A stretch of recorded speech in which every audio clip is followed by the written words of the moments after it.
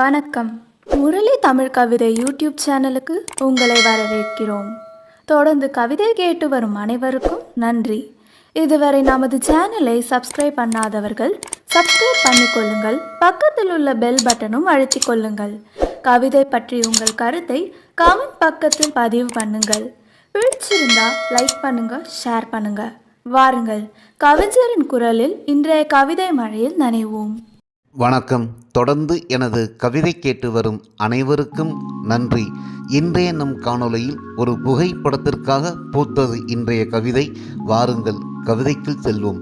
தத்தி தாவுது மனம் தத்தை அவளை தொட்டு தொடரவே, தத்தி தாவுது மனம் தத்தை அவளை தொட்டு தொடரவே, துள்ளி குதித்து மனம் பாடி பறக்குது பாவை அவள் பேரழகை, துள்ளி குதித்து மனம் பாடி பறக்குது பாவை அவள் பேரழகை, ஓவிய அழகி அவளை ஓயாமல் இசைத்து இசைத்து இன்பத்தில் ஆடுது மனம், ஓவிய அழகி அவளை ஓயாமல் இசைத்து இசைத்து இன்பத்தில் ஆடுது மனம், கை சேருமா கலையான சிலை கலக்கத்தில் உறக்கம் துளைத்து மயக்கத்தில் மனம் தள்ளாடுதே, கலக்கத்தில் உறக்கம் துளைத்து மயக்கத்தில் மனம் தள்ளாடுதே, பார்வையில் மாயம் செய்து ஜாடையில் ஜாலம் புரிந்து புன்னகையில் புது கவிதைகள் சொல்லி என்னை கொள்ளை கொண்டால் கள்ளி, பார்வையில் மாயம் செய்து ஜாடையில் ஜாலம் புரிந்து புன்னகையில் புது கவிதைகள் சொல்லி என்னை கொள்ளை கொண்டால் கள்ளி, தினம் அவள் பெயரை சொல்லி காதல் அலை பாயுது துள்ளி, தத்தி தாவுதே மனம் தத்தை அவளை தொட்டு தொடரவே,